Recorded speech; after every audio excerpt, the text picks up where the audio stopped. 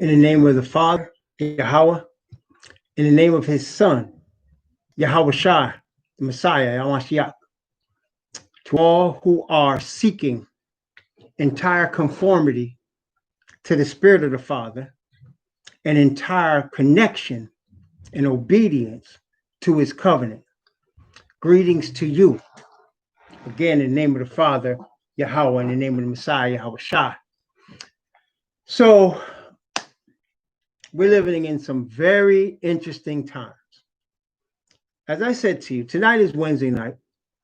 And several weeks ago, actually, at the beginning of this COVID-19 virus, or not, kind of the beginning, I guess, the Most High impressed me to begin Wednesday night studies.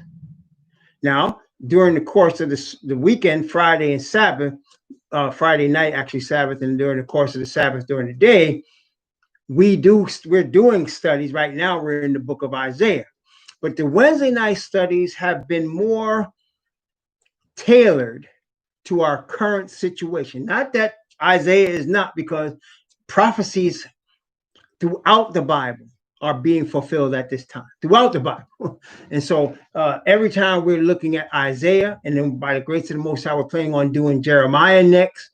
All of that's relating to what's going on and what's about to happen.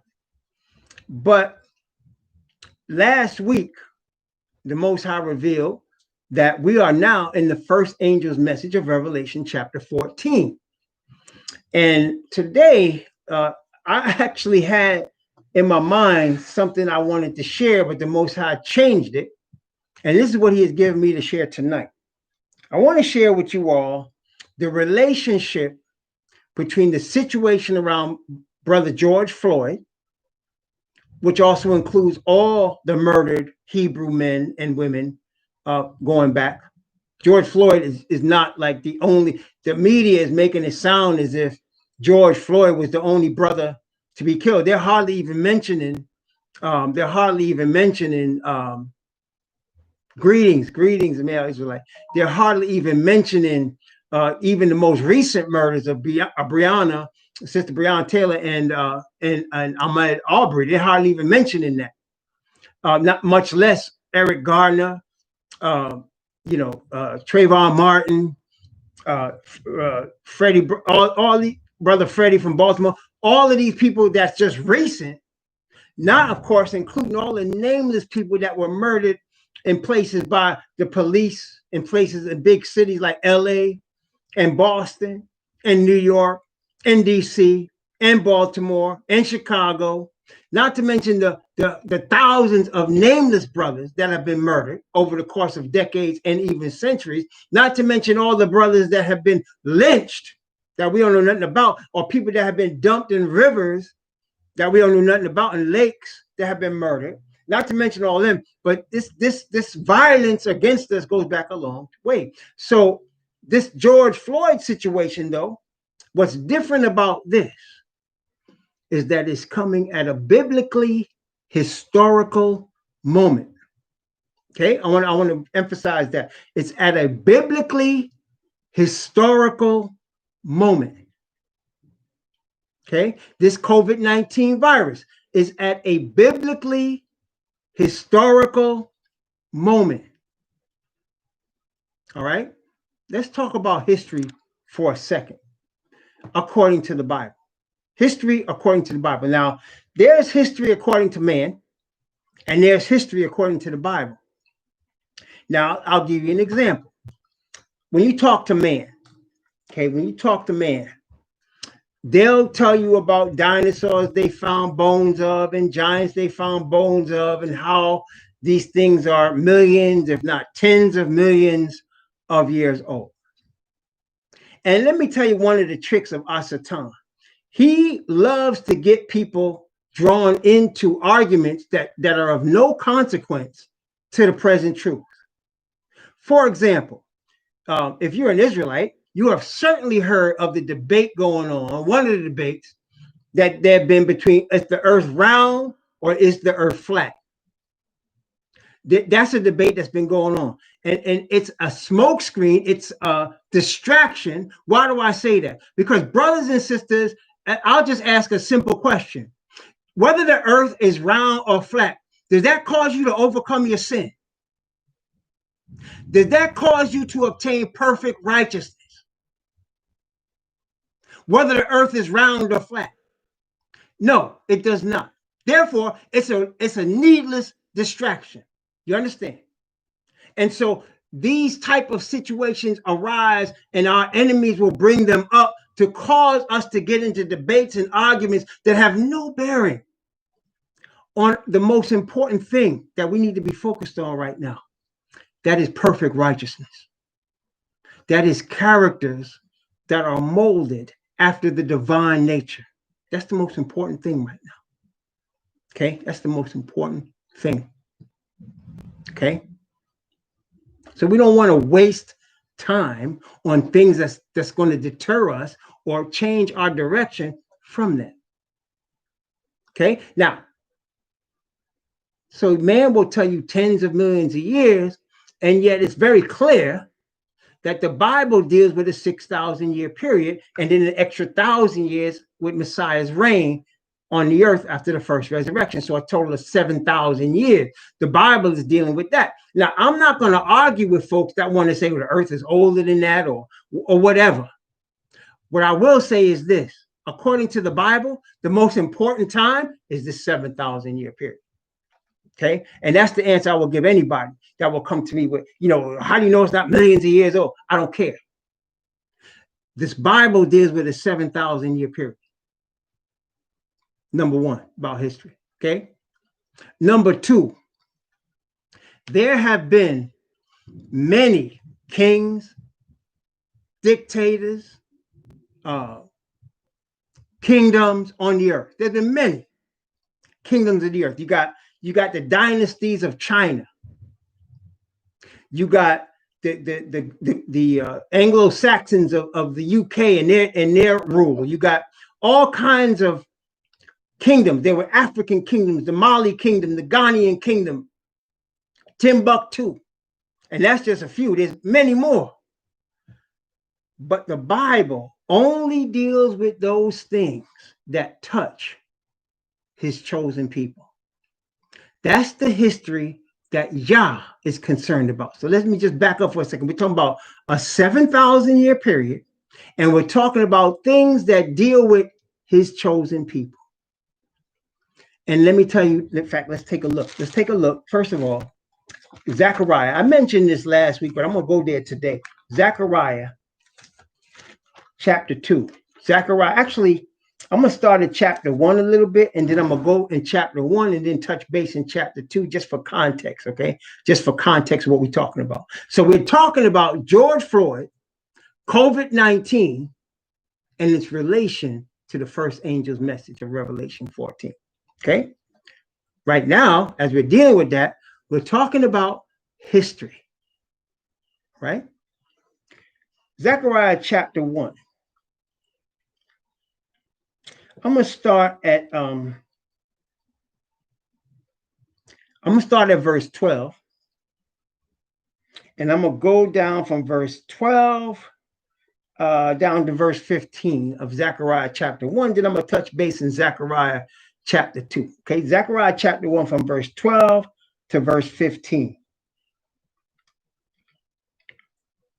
And it says, then the angel of Yahweh answered and said, O Yahweh of hosts, how long wilt thou not have mercy on Jerusalem and on the cities of Judah, against which thou hast had indignation these 70 years? Notice, we're going to come back to that 70-year thing in a minute. And Yahweh answered the angel that talketh me with good words and comfortable words. So the angel that communed with me said unto me, cry thou, saying, thus saith Yahweh of hosts, I am jealous for Jerusalem and for Zion. I'm jealous for Jerusalem and for Zion with great jealousy. And I am very sore displeased with the heathen that are at ease. For I was but a little displeased, and they helped forward the affliction. Again, the Most High's concern in terms of history and in terms of earthly kingdoms is only gets his attention what affects most his chosen. That's what gets his attention. What affects his chosen the most? There's a lot of history that's going on outside of that. He's not concerned with that. His concern is what affects his chosen. And everything that he has done, everything that the Most High has said is about that. Okay. And when heathen are mentioned in the Bible, they are mentioned because of their relation, positive or negative, to his chosen. Again, I'm not expecting a lot of people to believe what I just said. But if you're a Bible student and if you're seeking the Spirit of the Father, you're going to know what I just said is true.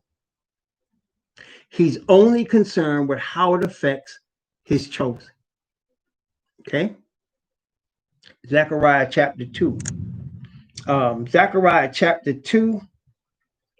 I'm going to go from verse 1 down to verse 8. Zechariah chapter 2, from 1 to 8. I lifted up mine eyes again and looked, and behold, a man with a measuring line in his hand. Then said I, whither goest thou? And he said unto me, to measure Jerusalem, to see what is the breadth thereof, and what is the length thereof. And behold, the angel that talked with me went forth, and another angel came out to meet him. And he said unto him, run, speak to this young man, saying, Jerusalem shall be inhabited as towns without walls, for the multitude of men and cattle therein.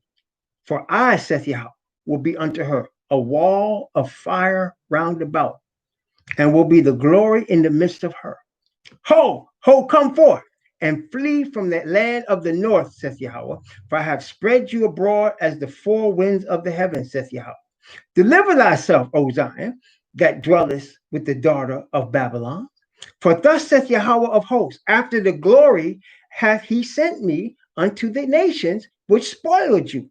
For he that toucheth you toucheth the apple of his eye. Now let's stop here for a minute. Again, I want to reiterate one of the things we always reiterate, the man that is the descendant of slaves from the west coast of Africa, he's your Hebrew.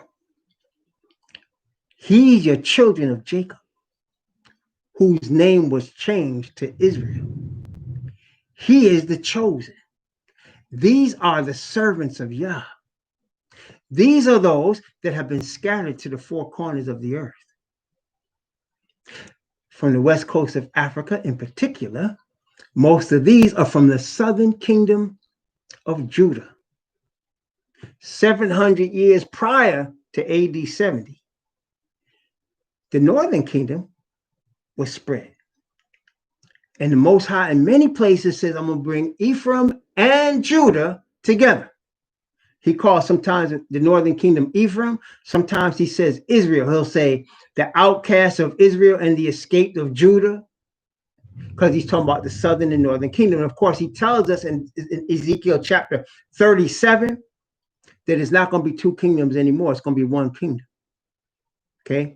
But he identifies them in prophetic terms, in terms of the northern kingdom and the southern. The northern kingdom was scattered through the Assyrian army. The southern kingdom was first scattered with Babylon, then later Rome. That's why you had at the crucifixion of Yahweh, a man named Simon of Cyrene coming out of the country, because those people had been scattered into what's now known as Africa for a while before the death of Messiah, from the Babylonian Empire. And even after that, with your Greeks, they have been scattered in your Medes and Persians. And they often, of course, went to the place we now know as Africa, which is the land of Ham. Okay, that's why also you have Philip talking to an Ethiopian eunuch who was in Hebrew and explaining to him the scriptures, because the Ethiopian eunuch was come to Jerusalem to worship. Why would he come to Jerusalem to worship? Because he was a Hebrew and he had been scattered, or his ancestors had been. Okay, so that's not new. And he's telling us, even though we're scattered, we're the apple of his eye. Okay? Now, one other thing the Bible teaches us about history is it repeats itself. History repeats itself. How do we know? First off, did not Messiah say, as it was in the days of Noah, so shall it be in the return of the Son of Man? Did not the Bible tell us that our deliverance shall be after the manner of Egypt? It's telling us that what happened in the past is going to repeat itself. We didn't need man to tell us that. The Bible already showed us that. Messiah has already said, he has stated, as the Apostle Paul repeated, Messiah stated it. In fact, let's take a look at it. Luke chapter 21, very well-known passage of scripture to those of us that are in the present truth. Very well-known passage of scripture. Luke chapter 21, and we're going to start at verse, and this is a Messiah speaking of our fathers who were in the southern kingdom of Judah at the time of his betrayal and his crucifixion. He's speaking about our fathers at that time. Luke chapter 21, I'm going to begin at verse 21, and I'm going to go from verse 21 down to verse 24, Luke chapter 21. Then let them which are in Judea flee to the mountains, and let them which are in the midst of it depart out. And let not them that are in the countries enter thereinto, for these be days of vengeance. Vengeance against who? Against our fathers. These be days of vengeance, that all things which are written may be fulfilled. But woe unto them that are with child, and to them that give suck in those days. For there shall be great distress in the land, and wrath upon this people. What people? Our fathers, Israelites. Wrath upon this people. And they shall fall by the edge of the sword, and shall be led away captive into all nations. And Jerusalem shall be trodden down of the Gentiles until the times of the Gentiles be fulfilled. Led away captive, that is, into slavery, into all nations. Them Caucasians that's in the land right now, them Ashkenazis, that never happened to them. You know why? Because they not Israelites. They not even Semites. They sons of Yafet that are converts to a religion they made up called Judaism. Ain't no Judaism in the Bible. Okay? But these heathen have used parts of this Bible to create Judaism and Christianity. And then this Arab man came and claimed allegiance with Moses and created Islam. None of them are biblical. The Bible says if you add to his word or take away from his word, it's no longer his word. And while these three religions use Bible references as part of their belief system, it's just that part of Bible references. They have not taken the whole scripture because they all really heathen. Okay, I'm just trying to be real and honest because ain't no time to fool around. That's what I'm saying to y'all. Okay, so now Messiah said we're going to be led away captive into all nations. For how long? Until the times of the Gentiles be fulfilled. We're going to talk more about that. But secondly, let's just get a second witness to this fact from Romans. Romans chapter 11 with the apostle Shaul, the man that was once confused, or should I say he confused a Greek Gentile, because the Greek Gentile thought he was Egyptian, because the Hebrews looked just like Egyptians. And the man looked at him and said, art thou that Egyptian? That man, Shaul, the apostle Shaul, who they call Paul. Romans chapter 11. Romans chapter 11. The apostle Shaul, as he's going to show us here in Romans, as we're looking at the second witness to what Messiah said, the apostle Shaul was appointed by the Messiah as the apostle to the Gentiles. The apostle Kepha, otherwise known as Peter, was appointed as the apostle to the Hebrews to introduce the Hebrews that were scattered to the Hebrew Messiah. As the apostle Shaul was appointed to introduce the scattered Gentile or the Gentiles to the Hebrew Messiah. Okay. That one is what we're talking about here in Romans chapter 11. I'm going to start at Romans chapter 11. I could start at verse 1, but I'm not. I'm going to start at verse 13. I'm going to start at verse 13 and go down to verse 25. Okay. Romans 11, 13 to 25, basically a second witness to what Messiah said in Luke chapter 21 about the times of the Gentiles being fulfilled. For I speak to you Gentiles. So now we know who his audience is. Inasmuch as I am the apostle of the Gentile, I magnify mine office. If by any means I may provoke to emulation them which are my flesh, and might save some of them.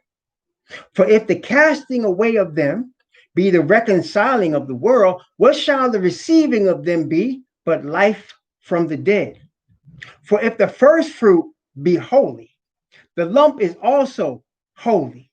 If the root be holy, so are the branches. And if some of the branches be broken off, and thou, that is, you Gentile, being a wild olive tree, were grafted in among them, among who? Among the true Israelites. See, they weren't Christians. They weren't Christians. They were grafted in to Israel. Okay. And you were grafted in among them, and with them partakers of the root and fatness of the olive tree. Boast not, you Gentiles, against the branches. But if thou boast, thou bearest not the root, but the root thee. See, Gentiles act like this thing was created by them. That's why they go ahead and created Christianity later.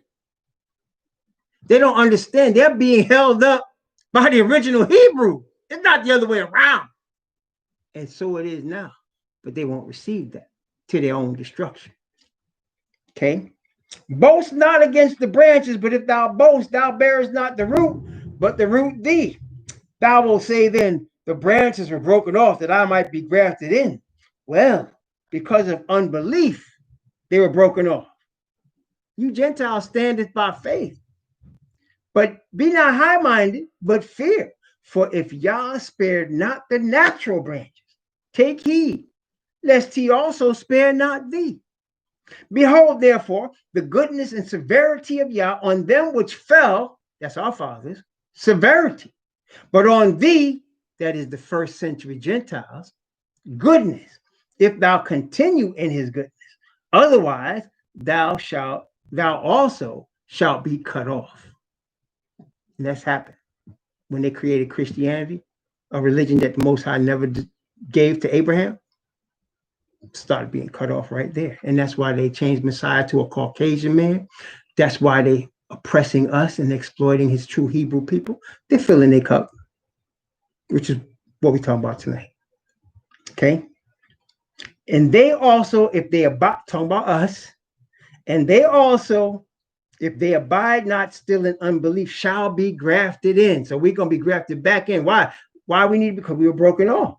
But if Yah is able to graft them in again, because we're the natural branches. We're built for the tree.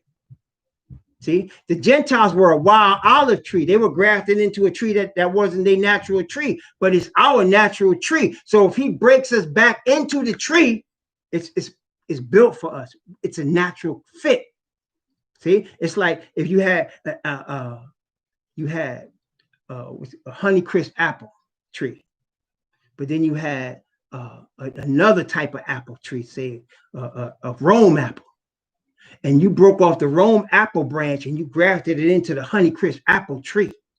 Eventually, it's going to produce Honeycrisp apples, but it came from a Rome apple tree. But if you broke off Honeycrisp apple branches and you put them back into the tree, that's the natural branch. It's going to produce Honeycrisp apple with no problem, because that's what it was built to do. It grew out of that. It grew out of the original. You understand?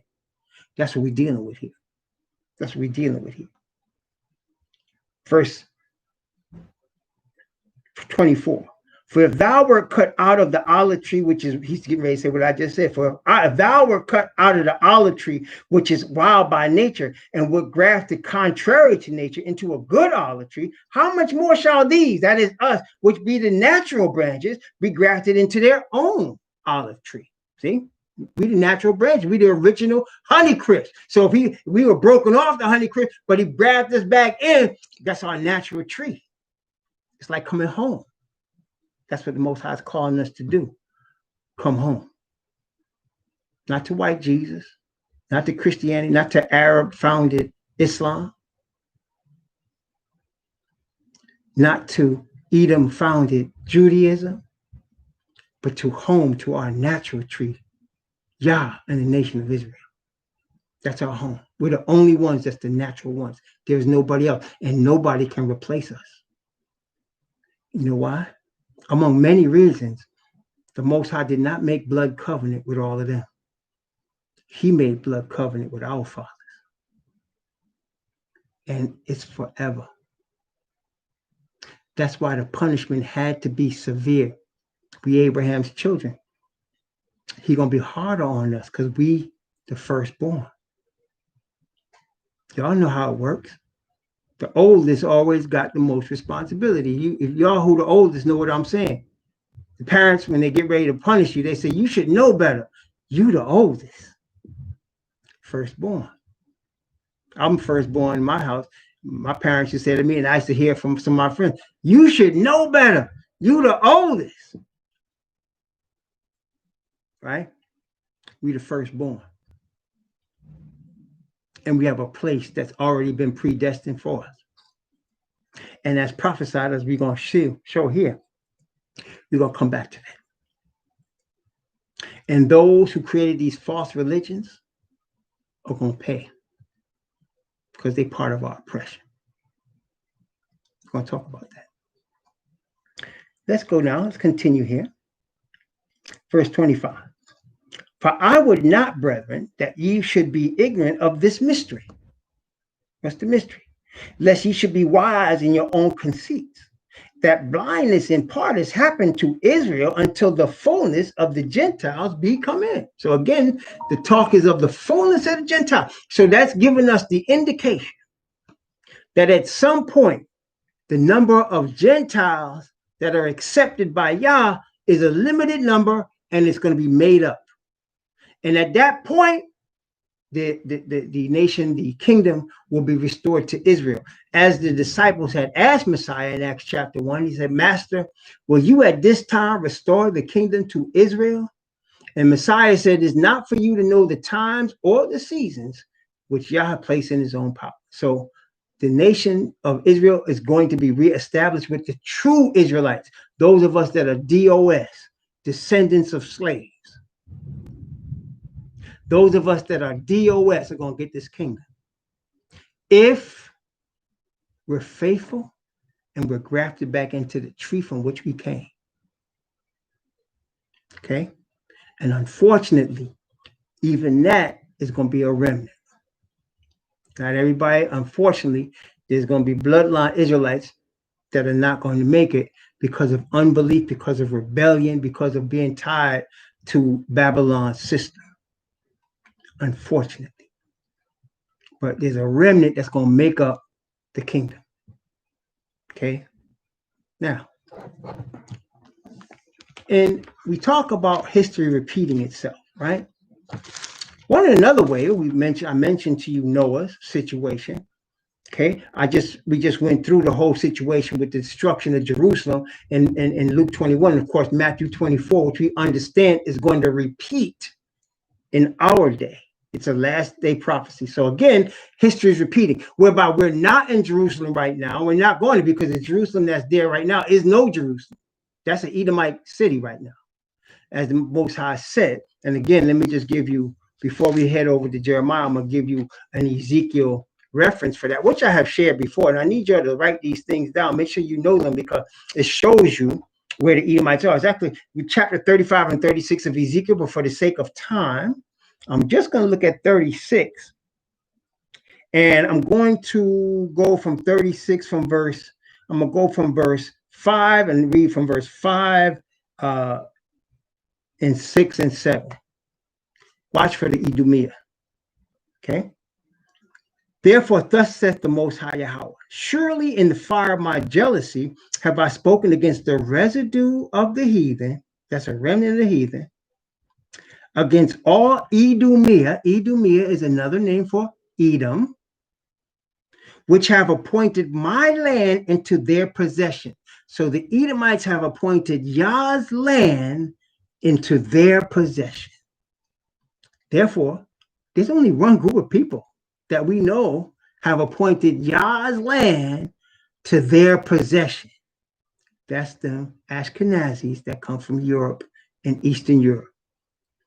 They have appointed Yah's land for their possession through what's called the Balfour Agreement that they made with the UK in the early 20th century. Okay, that's why they're there. Got nothing to do with us. But they have appointed Yah's land, which he says his eye is always on, for their possession. And not only that, notice to finish it, with the joy of all their heart. That's them Zionists, so-called Zionists. You want to see how much Zion they got? The Messiah come and stomp them all out. With despiteful minds to cast it out for a prey. Oh, yes. Oh, yes. Prophecy, therefore, concerning the land of Israel, and say unto the mountains and to the hills, to the rivers and to the valleys, thus saith the Most High Yahweh, behold, I have spoken in my jealousy and in my fury, because ye have borne the shame of the heathen. Therefore, thus saith Most High Yahweh, I have lifted up my hands. Surely the heathen that are about you, they shall bear their shame. Oh, yes. Brothers and sisters, the Bible does say in Revelation chapter 18 that he has appointed to the heathen double. What they have done to us, going to come back on them double. All we have to do at this point is be prepared. Brothers and sisters, remember, our fathers came out of Egypt and they were delivered. They went under the rod. They entered into the covenant. Okay, they went under the rod into the covenant. You know, he said he got to do that again. Ezekiel chapter 20. He said he got to do that again. Ezekiel chapter 20. He's going to do that a second time. But he did it the first time. They entered under the rod. That was Moses' rod when he stretched it out and the Red Sea parted and they went through on dry land. And then after that, they ended up at Mount Sinai. And he spoke the covenant to the nation. He has never done that to any people before or since. See, this stuff is forever. See, that's what I'm saying. People that think that he's all of a sudden changed and he's not going to bring back his original nation, obviously they don't know our Creator.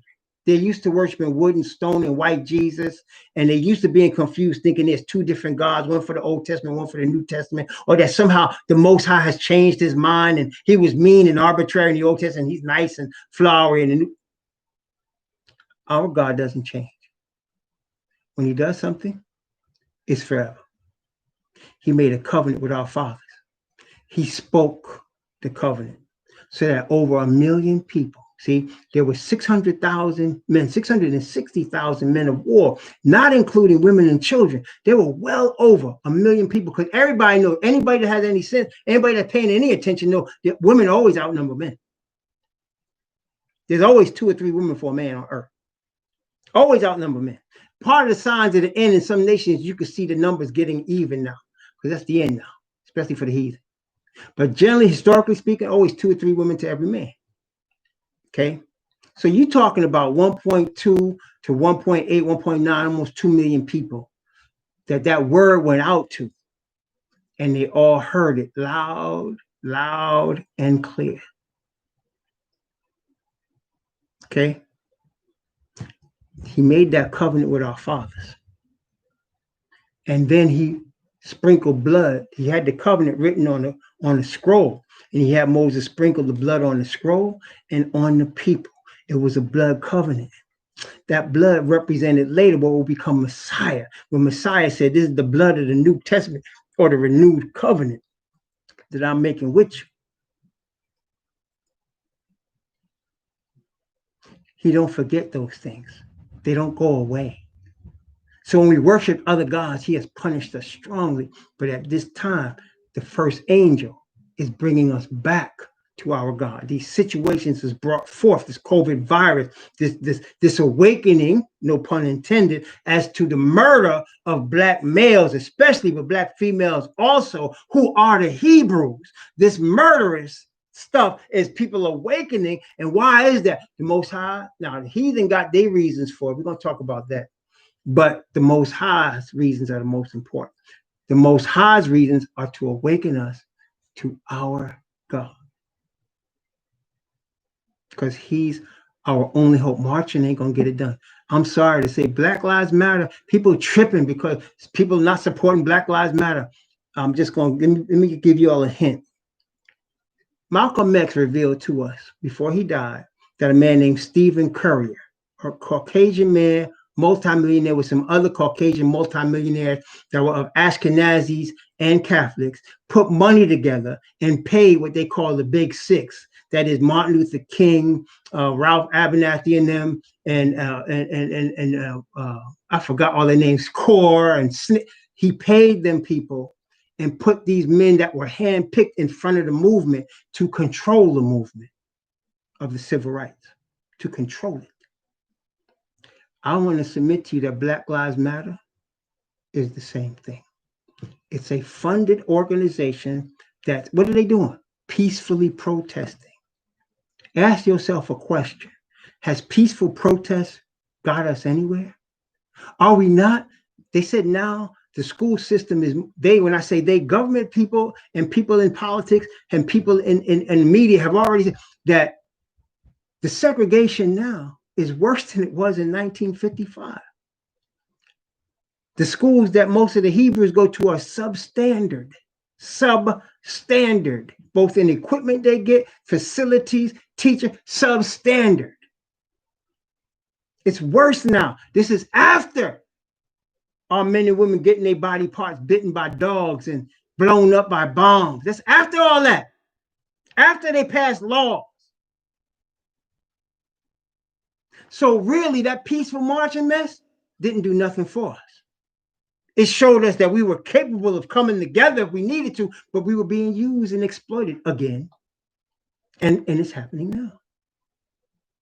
The Black Lives Matter movement is just peaceful marching. That's all it is. And it's funded. And the leaders, which are a couple of lesbians, are placed there. Then you got other fake puppets like Al Sharpton and Jesse Jackson coming up here and acting like they represent all of us. They definitely not Moses, and they definitely not the 144,000. If you read in your Bible, you understand they puppets to keep us from doing what we would normally do if they weren't there. Okay? That's all it is. And that right there, if you come to that truth, you will understand there's no hope in Black Lives Matter. There's no hope in peaceful marches. There's no hope in open rebellion either. We undemand, even though that really, I don't buy into that undemand stuff. People talk about we don't have as much people as the Caucasians because Gideon only had 300. And the Bible says that when he's with us, the Most High is with us, one of us can put 10,000 to flight. So I'm not worried about being outnumbered. But I do concern myself with the method that the Most High wants us to employ. Okay? And that method is righteousness. There's a preparation. I started to say our fathers entered into blood covenant at Sinai. They went into the wilderness and many of our fathers fell. Why? Because the Bible says because of rebellion. It says in Hebrew because of unbelief. But if you look up that word unbelief in the Greek, it's rebellion. And he had to cast out the rebels. Why? There was a preparation that was necessary for our fathers to be ready to inherit that kingdom, so that they would go into that kingdom, that land, and they would not worship other gods. They would not practice the practice of the heathen, because they'd have been prepared. So what happened? After 40 years, he did purge out the rebels. And when they got into the land, all the men that were of Joshua's age were faithful. All the men that outlived Joshua came in the second generation were faithful. The third generation was faithful, but that fourth generation, they went back to worshiping Baal. And that was a problem. And that started the downslide that ended up putting us where we are right now. Now, there's still a preparation. This preparation is different. The new covenant or renewed covenant ends up with us in the kingdom, not having to teach each other about Yah like I'm trying to teach people now. No, I won't be needed to do that. Why? Because we will all know him. We won't be arguing as to whether the world is flat or round, because we will all know the truth. We'll be on the same page. He said he's going to restore unto us a pure language. That's to say in Zephaniah chapter 3, that pure language, all of us going to speak one speech. We're not going to misunderstand each other. We're not going to be arguing and fighting. Kingdom of righteousness and truth, where nobody dies and nobody's left wanting. Unlike this capitalist system that has one small group of people at the top and the rest of us on the bottom. And half of them brainwashed, don't even realize why they're on the bottom. Okay? But that kingdom is what we're being prepared for. And the preparation is a preparation of character. It's a preparation of spirit. When Yah's spirit is on a person and sealed on that person, like it was with Elijah, it can be carried up into the heaven on a chariot of fire. You can go 40 days with no food and survive. Or like it was with Moses, no food, no drink for 80 days, because he did 42 times. And have his faith glowing. Not hungry, not thirsty, not weak. See, when you have the spirit of Yah, you can walk on water if he needs you to. You can raise the dead if he needs you to. What money could pay for that? That's the preparation we need. That's the preparation we're getting by the spirit of righteousness. That's the preparation we're getting when Messiah said, ye shall know the truth, and the truth shall make you free. The truth, we're the true Hebrews. The truth, he has chosen us from before the foundation of the earth. The truth, he cannot replace us. We're the only ones. That's the truth. The truth, we can't be obedient to his law unless we're covered in his spirit of righteousness. Not by might, nor by power, but by my spirit, saith Yah. That's the truth. That's the present truth. And that's what we're doing right now. This first angel's message is about preparation. I'm going to talk a little bit later about the second angel's message, but the first angel's message is about preparation. Preparing us for the second phase, which we'll talk about. We're not there in the second phase yet, but I'm going to tell you, it's coming very quickly. It's coming very quickly.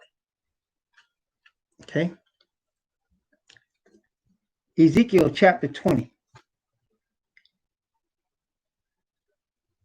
So, Revelation 13, obviously, I know many of you have read that, where it says in Isaiah, Revelation 13, verse 15, that it's going to come a time where we can't buy or sell.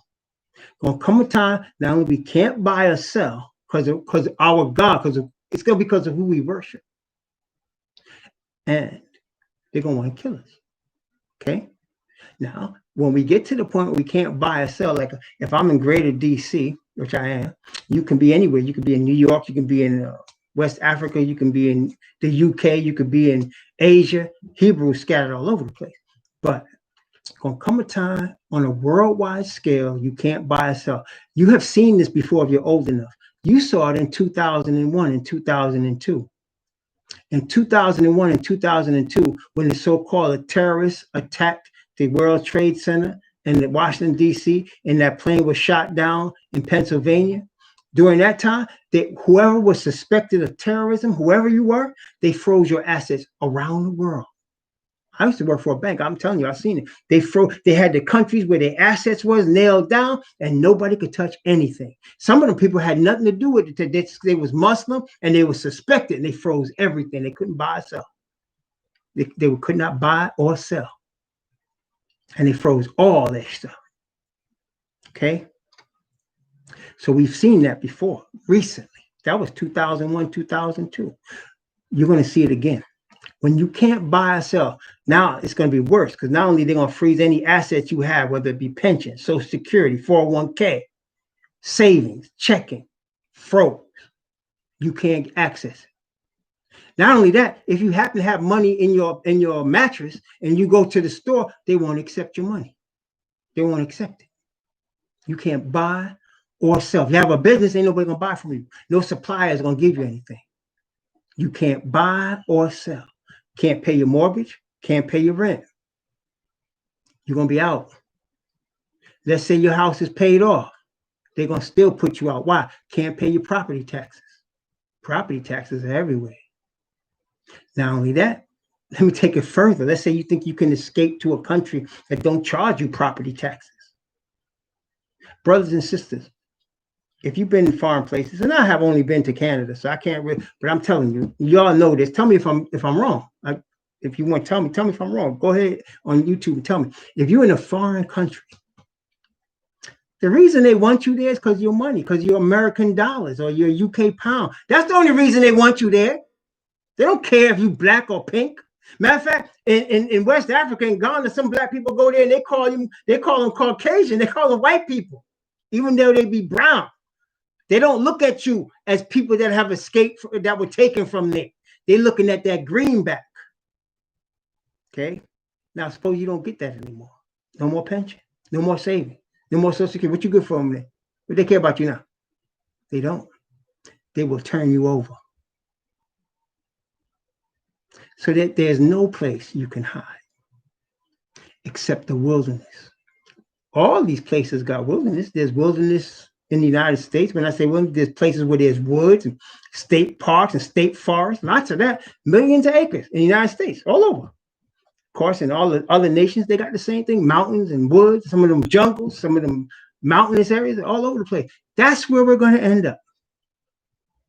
Rivers and valleys and mountains, all over the place, scattered. We have to go. Can't buy ourselves and they're going to want to kill us. Got to go. And the Most High has promised to sustain us.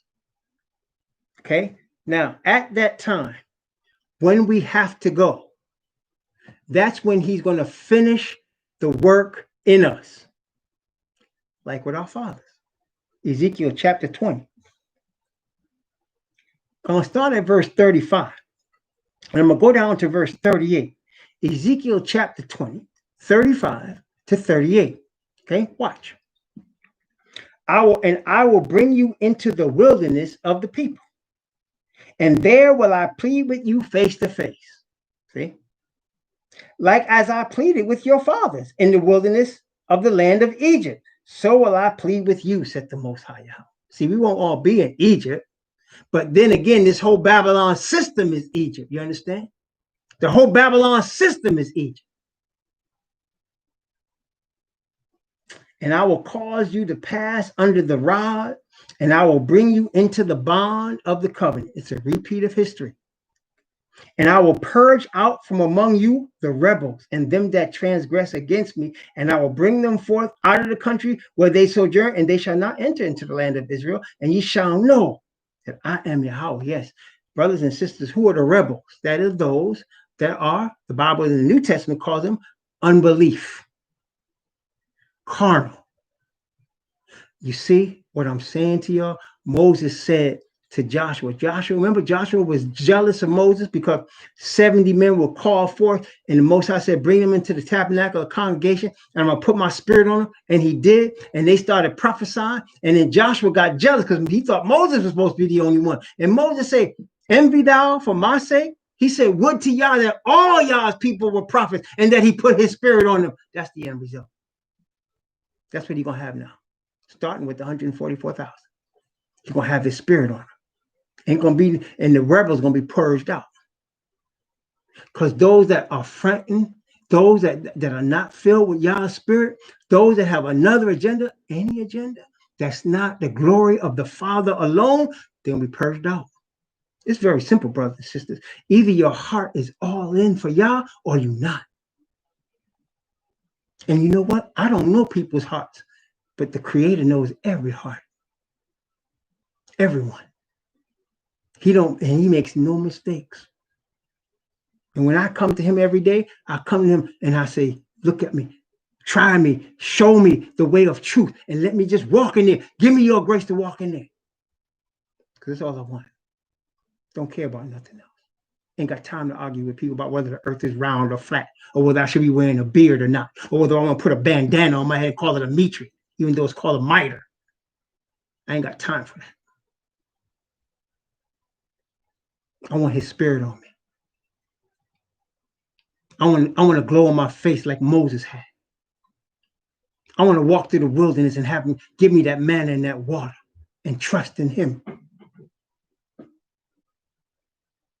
And brothers and sisters, we better all have that goal if we're going to make it. He's going to purge out from among us the rebels. He's going to cause us to pass under the rod. That means a deliverance, like with Moses. They passed through the Red Sea under his rod. That means he's going to deliver us miraculously from these cities and these suburban cities and these suburban towns and municipalities into wilderness. And he's going to provide for us. The Bible says that the Israelites' shoes did not get old. Their clothes didn't get old. Their feet did not swell for 40 years. Now, we're not going to be out there for 40 years. We're going to be out there for 3.5 years. It's going to be shorter than that maybe, because he's going to cut it short in righteousness. But we're going to be out there. And unlike the Israelites, it's going to be hectic, because all the heathen going to be after us the way Ahab was after Elijah. Ahab was looking for Elijah all over the places of the Philistines and the Moabites and Ammonites and Israel and Judah. He was looking for Elijah anywhere. Couldn't find him. Why? Because the Most High hid him. Just like he hid Messiah in Egypt. He hid Elijah too, and he's going to hide us as well. We're going to be scattered all over the earth. We're not going to be in one place. That would be silly, right? They'll be able to find us easily. If all of us 144,000 plus men, women, and children are going to be in one place, they find us very quick, right? No, we're going to be scattered throughout the earth. And they're not going to find us. They're going to be after us. And when they do finally find us, it's the day of our deliverance. That's going to be the sign of the day of our deliverance.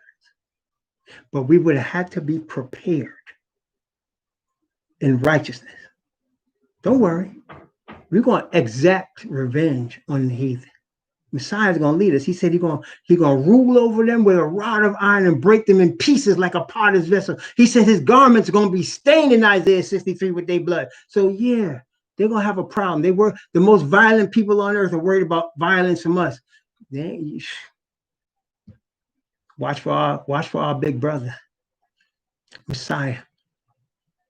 When he come back, you're going to find violence.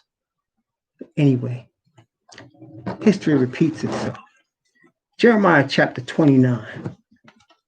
The Israelites were taken captive, right? They were taken captive, and when they were taken captive, they were promised through the prophet Jeremiah that their captivity was going to last for 70 years, which is what also Zechariah mentioned. If you notice, it mentioned the 70-year period. And then at the end of that 70 years, the captivity was going to be turned.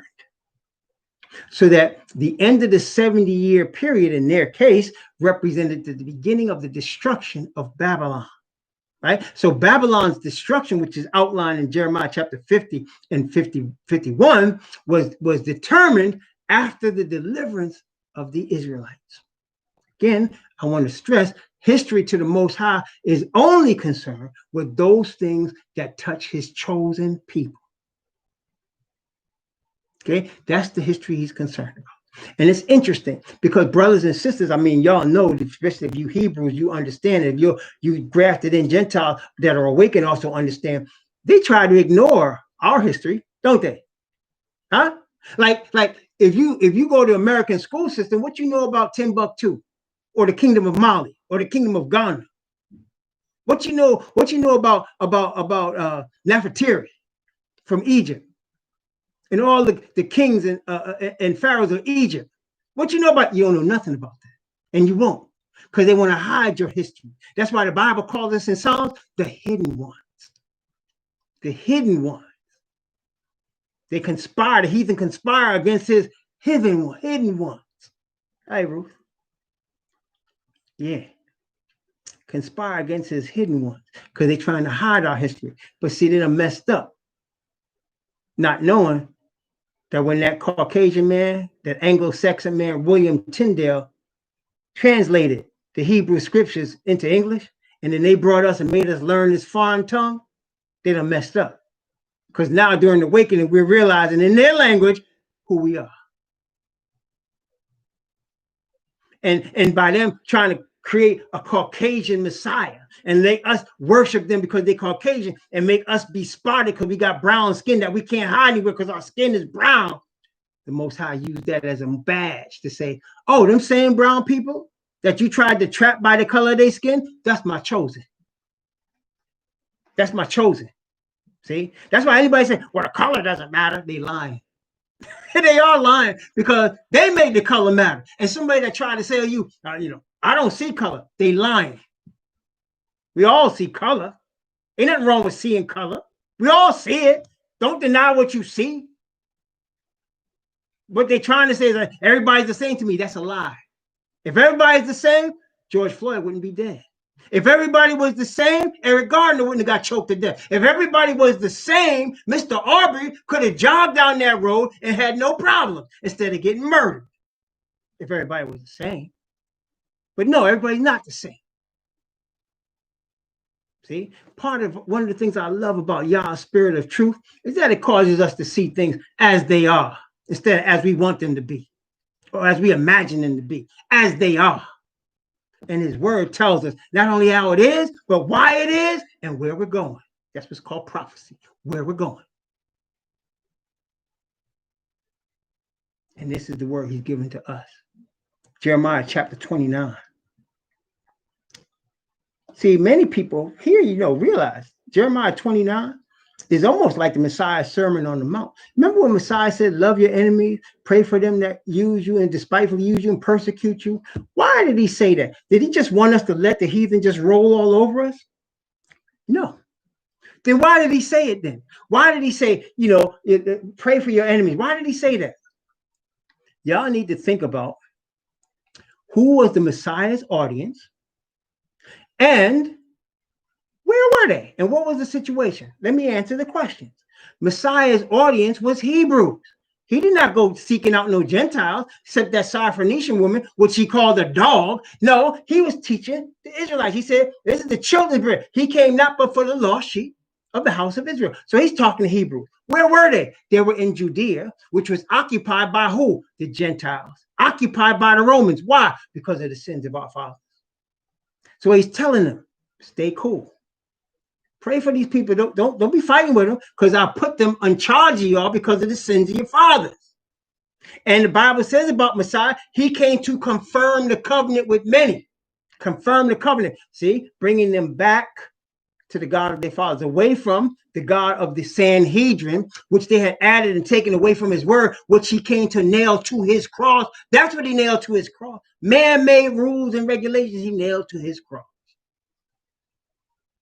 Not the Yah's law, like the heathen say. The heathen from a religion called Christianity that Messiah never endorsed or created, but came from the Roman Catholic Church anyway. He was trying to tell them, stay cool. The Romans are ruling over y'all because I allowed them to. That's why I said, pray for your enemies. Don't fight with them. Don't let them pray for them, because their peace was wrapped up in the Roman peace. Okay, of course, he already knew what was going to happen. That's why we just read Luke 21 and saw what happened. But let's continue. Now, the same thing here in Jeremiah. Same thing. Watch. I'm going to read chapter 29 from verse 1 And I'm going to read from verse 7 to start. Same thing right here. See, so when you're looking at Matthew, the Sermon on the Mount, he wasn't talking to a bunch of Gentiles that's now telling us, I hope y'all don't get violent. We want peaceful demonstrations. He wasn't talking to them. He was talking to us and was trying to cause us to catch why we were in that situation. Our fathers worship other gods. Anytime you add to the word of the Most High or take away from it, you don't have his word anymore. You have a different God. As the Bible says, after the imagination of your own heart. But now, praise Yah, we are being called back to our God, back to his word. And most importantly, back into his spirit of righteousness. Jeremiah 29, 1 through 7. Watch what it says. Now these are the words of the letter that Jeremiah the prophet sent from Jerusalem unto the residue of the elders which were carried away captives, and to the priests and to the prophets and to all the people whom Nebuchadnezzar had carried away captive from Jerusalem to Babylon. After that, Jeconiah, the king and the queen and the eunuchs, the princes of Judah and Jerusalem, and the carpenters and the smiths were departed from Jerusalem by the hand of Elasah, the son of Shaphan, and Gamaliel, the son of Hilkiah, whom Zedekiah, the king of Judah, sent unto Babylon to Nebuchadnezzar, king of Babylon, saying, Thus saith Yahweh of hosts, the Most High of Israel, unto all that are carried away captives, whom I have caused to be carried away from Jerusalem unto Babylon. Build ye houses, and dwell in them, and plant gardens, and eat the fruit of them. Take ye wives, and beget sons and daughters, and take wives for your sons, and give your daughters to husbands, that they may bear sons and daughters, that ye may be increased there and not diminished. And seek the peace of the city whither I have caused you to be carried away captive. That's what Messiah was talking about in Matthew. And pray unto Yahweh for it. For in the peace thereof ye shall have peace. He was trying to tell them the reason y'all being carried away is because your fathers worshiped other gods. When you turn to me, I'm going to turn your captivity. But in the meantime, stay cool. Now, in neither case was he saying that they should allow the heathen to just run over and kill them. See, that's what Esther was all about. Remember what happened to Esther? They were in the Persian kingdom, and Haman had conspired to kill all the Hebrews. And then the tables were turned, and the Hebrews were permitted to defend themselves against an attack that was coming from the heathen, even though they were in the heathen land. They were going to defend themselves in the attack. That's still cool. We're not going to just let them run ramshot over us, but we don't want to go out and create problems where they don't exist. Now, we know right now they're creating the problem because they're killing us. They're reacting to what the devil knows is coming, and he's killing us. So we can defend ourselves when they're trying to kill us. We're not going to just let them kill us. But in order for our defense to be successful, we have to fast and pray the way they did in Esther. Remember, he said for 3 days they fasted and prayed, and the Most High turned the thing around. They were still captive in the enemy's land. But soon after that came Ezra, and then later Nehemiah back to return to where, to the Jerusalem, according to the prophecy, the 7 year, and start to rebuild again, right? But what I'm saying to y'all is that we're in our enemy's land. We're in captivity right now. Let us stay cool and seek the righteousness of Yah. Defend ourselves against the murderers. We're not supposed to just let them come up and kill us. Okay? Marching ain't going to do it.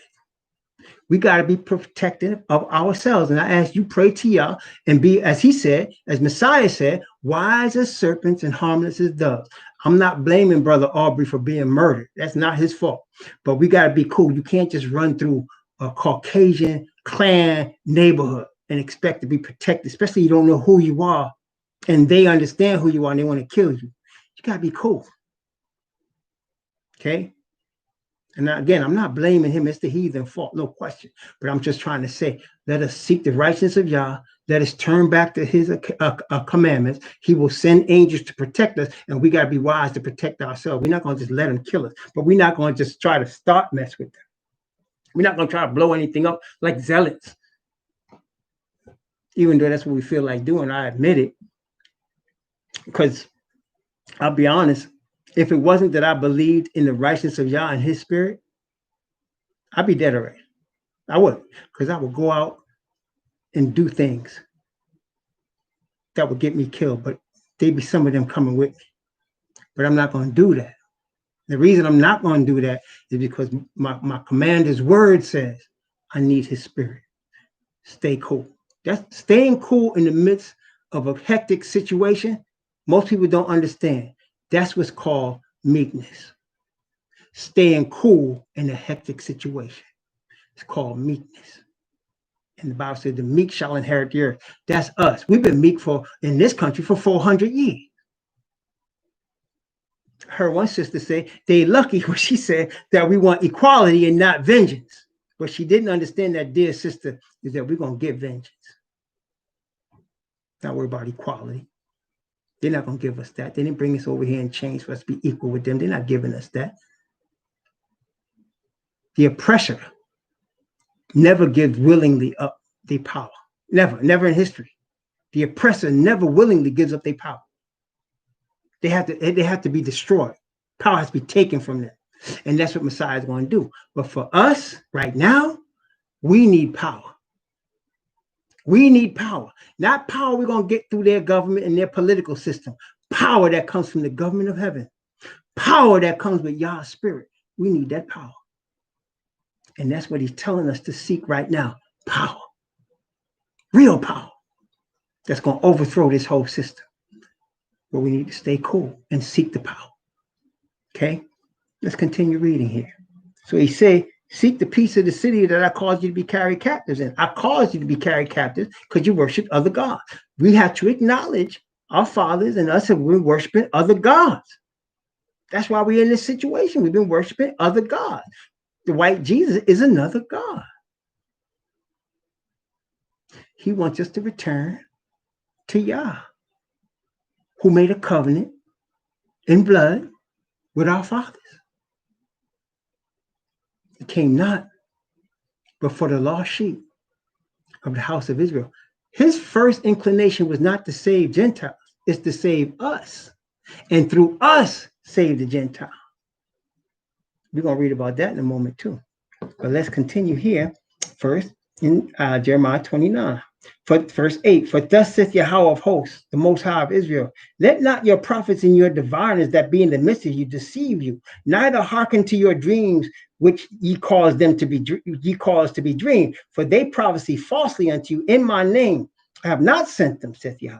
For thus saith Yahweh, that after 70 years be accomplished at Babylon, I will visit you and perform my good word towards you, and causing you return to this place. For I know the thoughts that I think towards you, saith Yahweh, thoughts of peace and not of evil, to give you an expected end. Then shall ye call upon me, and ye shall go and pray unto me, and I will hearken unto you. And ye shall seek me and find me when you search for me with all your heart. That ain't changed. Now, the time period has changed. It ain't 70 years no more. I mean, just in America, we've been in this problem for more than 400 years. That's not even including the peoples on like the island of Jamaica or the island of Haiti who still getting spanked, and then peoples in Brazil and in South America and Hebrews all over the earth. We've been in this thing way more than 400 years. It's just 400 years in this hot spot called America, which is the image to the beast. It's 400 years here. But it's more than 400 years for our brethren all over the earth. Okay? So it's more than 70 years, but it's the same result. The difference this time, though, is he's waiting for us to be awakened. When my people, which are called by my name, shall humble themselves and pray and seek my face, then will I hear from heaven and will forgive their sin and heal their land. And it shall come to pass, when all these things that come upon thee, the blessing and the curse which I have set before thee, and thou shalt call them to mind among all the nations, whether the Most High have driven thee, and shalt return to Yah the Most High, and shalt obey his voice with all thy heart, with all thy soul, thou and thy children, that then I will turn their captivity. See, the awakening is the sign at the end of the captivity. Like I said, we're in the transition period. We were being oppressed and exploited because of the sins of us and the sins of our fathers. And we're about to enter into a period in a very short time, I say within 12 years, we're going to enter a period where we're the dominant one, where the kingdom belongs to us, where everybody's going to come to us asking for favors. And we're in a transition. The transition period that we're in right now is the awakening time. It's the time of the seal of the Spirit of the Father. It's the time of the preparation to receive that kingdom. Okay? We're in there right now. And it's going to get more intense as we get closer. Obviously, it's going to get more intense. Okay? And we're being prepared for that right now. Okay? Right? Wait. I told you that he got a word for the heathen. Jeremiah, same Jeremiah, while we're here, Jeremiah chapter 12. Yes, Jeremiah chapter 12. Watch this. I was just reading this morning in my daily devotion. Jeremiah chapter 12. And it's apropos. I believe it's no accident I came across it today. But notice Jeremiah chapter 12. This is what he got to say to the heathen, the Gentiles that have had us in captivity all these centuries. Watch what he says here. I'm going to begin at verse 14 of Jeremiah 12 and go down to verse 17. Jeremiah chapter 12, 14 to 17. Notice what it says.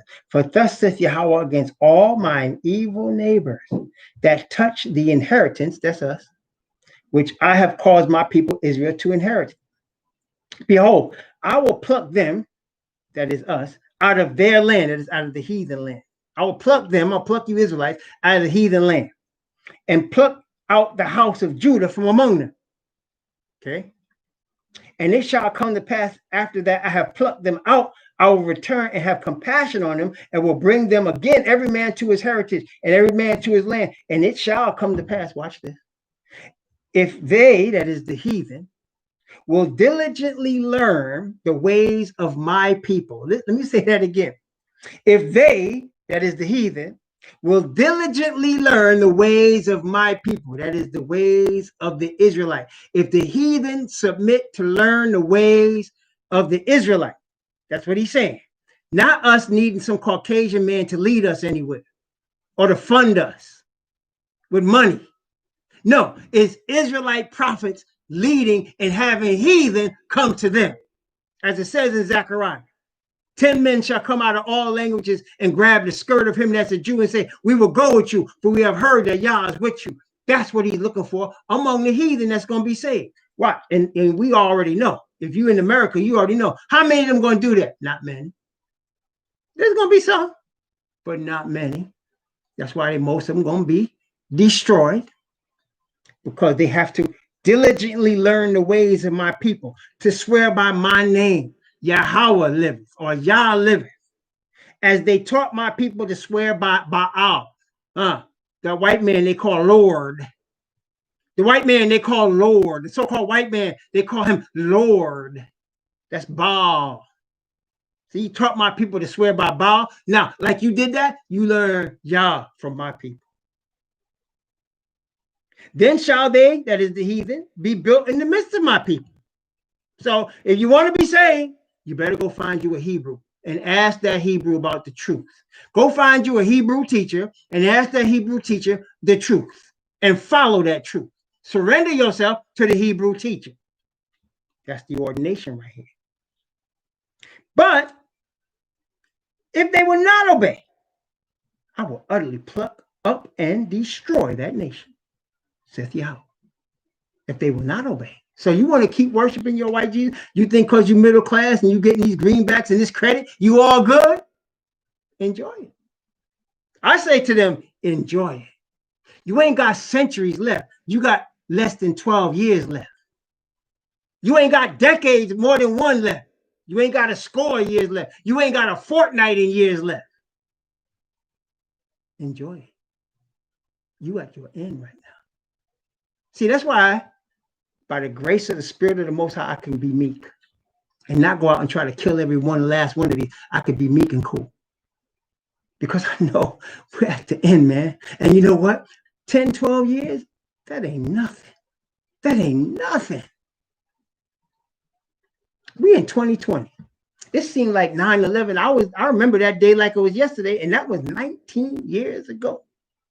19 years ago. It's like that.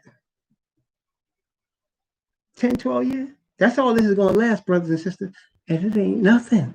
Let them enjoy. Let them continue to exploit, print their money, their trillions, and hook up their buddies. Let Bezos do his thing. Let your boy, what's his name? Your boy from Microsoft, Bill Gates, let him try to put him little injections in us and try to kill us and control. Let them try all their games. It ain't worked so far. We still here. Our population has doubled in the last 50 years. It's doubled. They can't diminish us. They try. They try. But the Most High has us in his hand. That's obvious. Look, if you treated any other people the way we've been treated, it's just in America, the way they kill our males, lock us up, starve us, torture us, murder us, we'd be gone already. But no, we still here. That's a miracle. That's a miracle of the Most High because he has ordained us to be his chosen. We ain't going nowhere. So I say to the heathen, enjoy your money. Enjoy your fancy cars. Enjoy your fame and fortune. Enjoy your white privilege. Enjoy it. You ain't got much time left. And I praise y'all. I am looking forward to that day when he puts an end to this system. Revelation. So the George Floyd situation, along with the Ahmaud Arbery situation, the Breonna Taylor situation, the Eric Garner situation, the Trayvon Martin situation, and many, many, many, many, many, many others. These situations are now causing the world to take notice. And if you're paying attention, like I said, I'm almost 60 years old, so I've seen this game before. I was old enough. I remember where I was when Martin Luther King was murdered. I remember where I was when he was assassinated. I remember it. I was in my house. We had an old stereo. Then it was considered new with a big black and white TV. And I was listening to the radio in New York. We from New York, it's WBLS. I'm listening to WBLS or Frankie Crocker. I was listening. Then all of a sudden, thing came through. Martin Luther King has been assassinated in Memphis, Tennessee. At that time, I was 6 years old.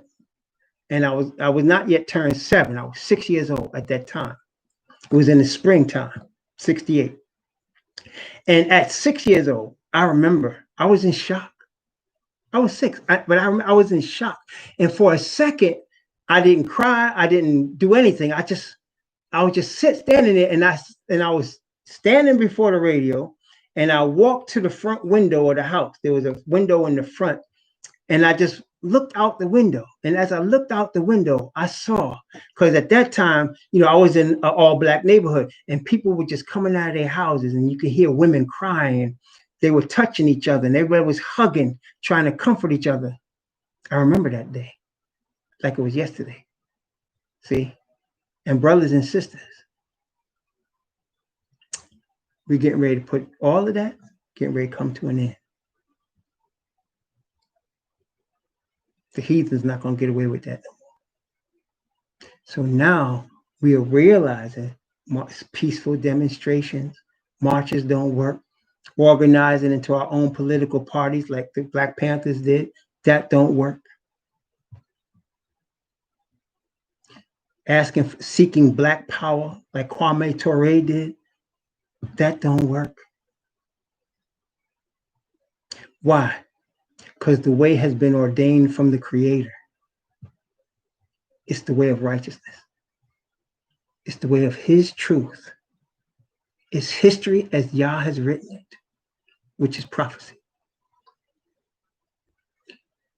And now there are many people realizing that these things have not worked for us. And they know now they can't turn to their Baptist church or their SDA church or their Pentecostal church and these, or even unfortunately, some Hebrews are running into these cults like the Mormons. They know that's not helping. There's no peace in them places because there's no truth there. There's no truth in white Jesus. It's not there. You won't get everlasting peace from that. And you certainly are not going to get power to overcome your sin power to walk through the wilderness with no food and no drink and be provided for. You're not going to get it from them churches. And people are realizing that.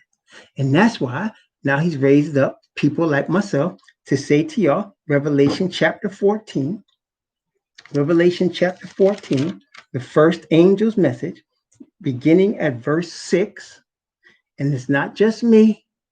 There are many others. We're scattered that's preaching this truth. We're not all in one place. We scattered. It's going to be like that until we stand on the sea of glass, singing the song of Moses and the Lamb. Okay, then we'll all be together. We'll enter the kingdom together.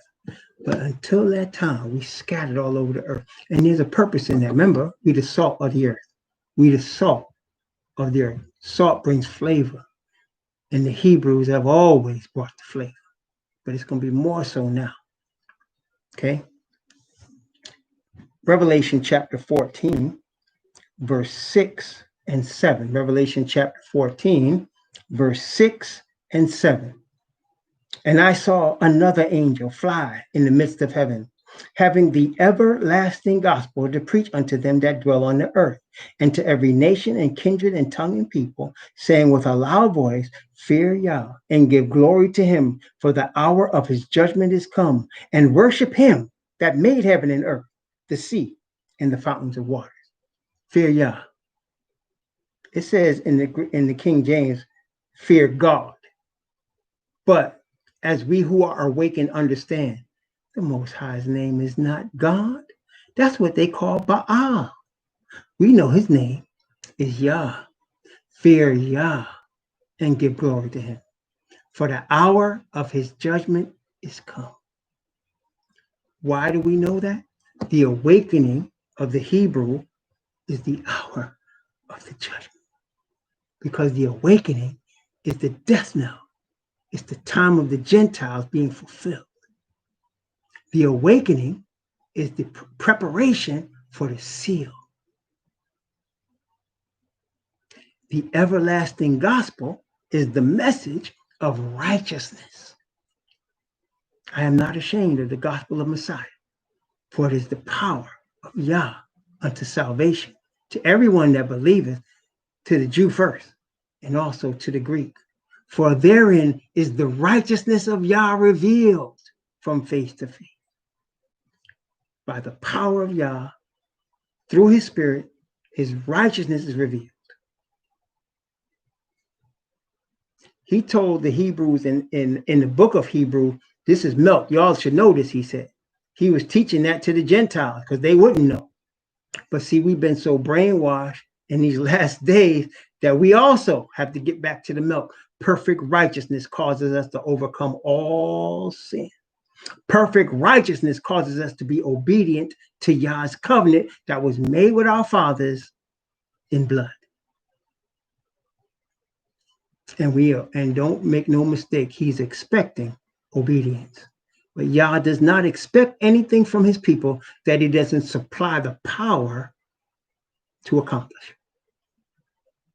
When he told Moses, stretch your rod out, he gave Moses power through that rod to separate the Red Sea.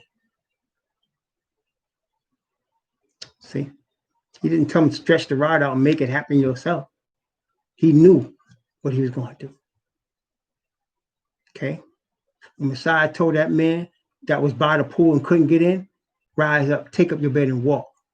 He gave him power to do that. He didn't just tell him to get up and make fun of him because he couldn't get up, because he was crippled. He gave that man power at that time. When he spoke the word, there was power.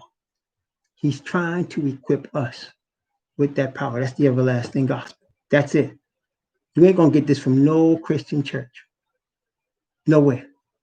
If a Christian church could preach that, what I just told you, they would repent of even being a Christian church. Because the organization, institution of the Christian church is a false god.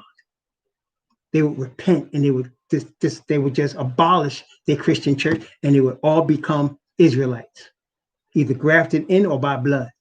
And they would repent because once Yah gives you power, you cannot assign any glory to anything, person, or entity but Yah. That means you can't be an SDA church and still give glory to Yah, because you're splitting your glory.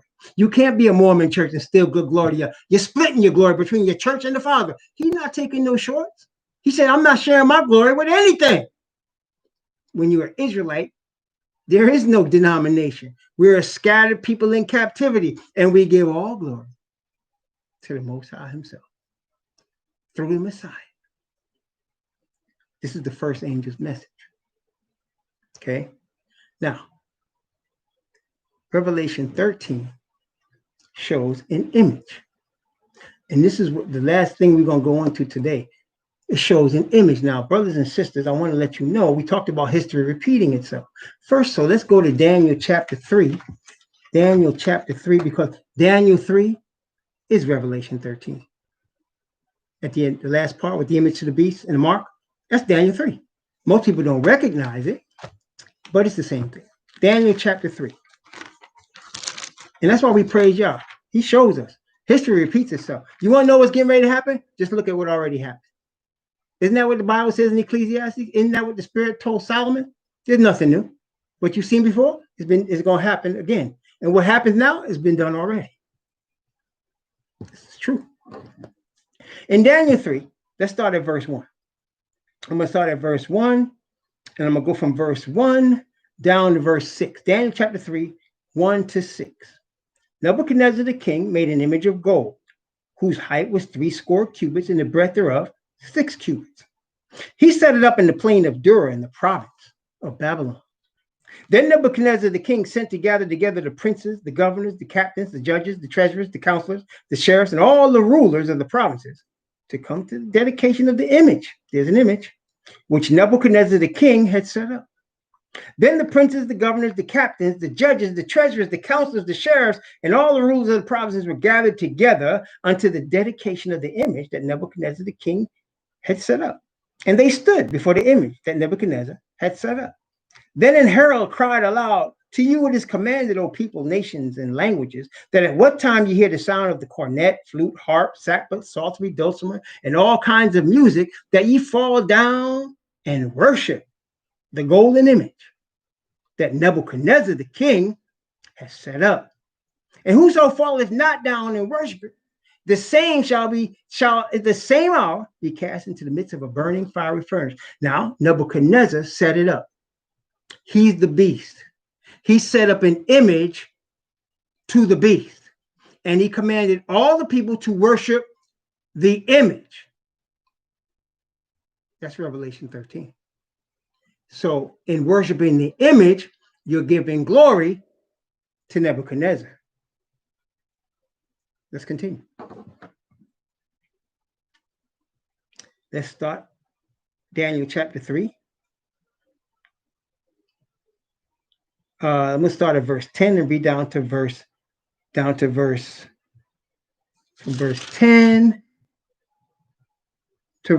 17. Thou, O king, hast made a decree that every man shall hear the sound of the cornet, flute, harp, sackbut, psaltery, and dulcimer, and all kinds of music, should fall down and worship the golden image. And whoso falleth not down and worship it, that he should be cast into the midst of a burning fiery furnace. Now there are certain Jews whom thou hast set over the affairs of the province of Babylon, Shadrach, Meshach, and Abednego. These men, O king, have not regarded thee. They serve not thy gods. They serve not thy gods, nor worship the golden image which thou hast set up. Then Nebuchadnezzar, in his rage and fury, commanded to bring Shadrach, Meshach, and Abednego. Then they brought these men before the king. Nebuchadnezzar spake and said unto them, is it true, O Shadrach, Meshach, and Abednego? Do not ye serve my gods, nor worship the golden image which I have set up? Now, if you be ready, that at what time you hear the sound of the cornet, flute, harp, sackbut, psaltery, and dulcimer, and all kinds of music, ye fall down and worship the image which I have made, well, but if ye worship not, ye shall be cast the same hour into the midst of a burning fiery furnace. And who is that God that shall deliver you out of my hands? I like to call Abednego something else. Shadrach, Meshach, and a bad Negro.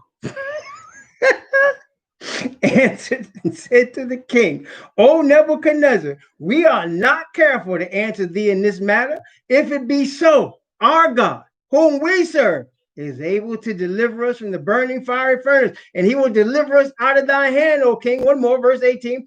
But if not, be it known unto thee, O king, we will not serve thy gods. Don't worship the golden image that you set up. And we know what happened. Messiah came and delivered them. Messiah came and delivered them. Why? Because at this point, this image affected his chosen people. And that's why he got involved.